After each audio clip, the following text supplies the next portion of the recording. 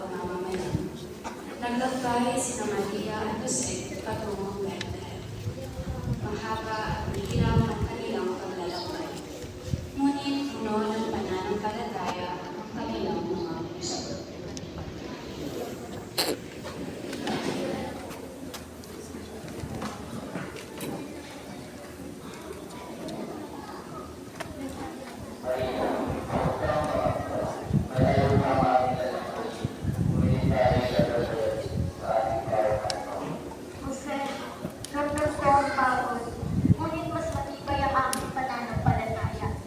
Naniniwala ako hindi tayo pamamayaan ng Panginoon. Dumating ang gabi at tumamig ang hangin. Ang mga ilaw ng mga bahay ay hindi namamatay. Ngunit ang pag-asa ni Maria at Jose ay patuloy na nagtitiwala.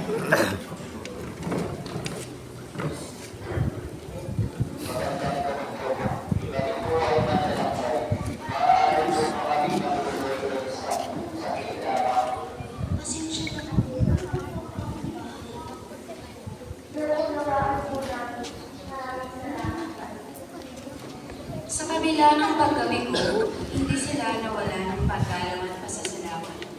Tahimik silang naglakad tungo sa susunod na lahat.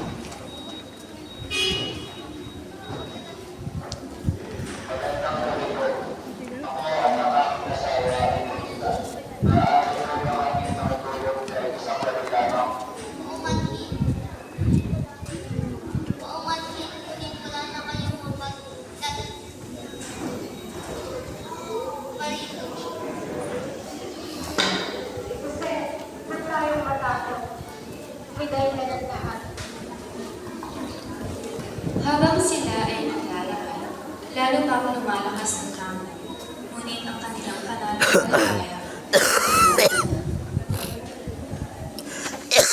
Magandang gabi po. Parang araw niyo na. Maaari niyo po ba kaming patuloyin kahit sa munting tahanan niyo lamang? Paumanhin, wala na po kaming silid para sa inyo. Ngunit may sapsapan naman sa likod ng aming bahay. Maaari kayo roon magpahinga. Maraming salamat po. Ang inyong kabutihan ay hindi namin malilimutan. Sa isang payak na sagsakan, sa gitna ng katahimikan ng mundo, isinilang ang sanggol na si Jesus.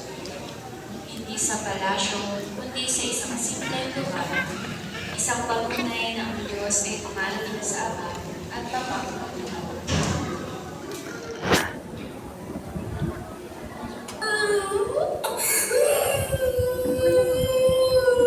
Maria, isang ang tunay na biyaya na pinagkalooban tayo ng anak.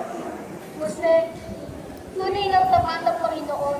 Ang batang ito ay magsisilbing ilaw ng sanlibutan.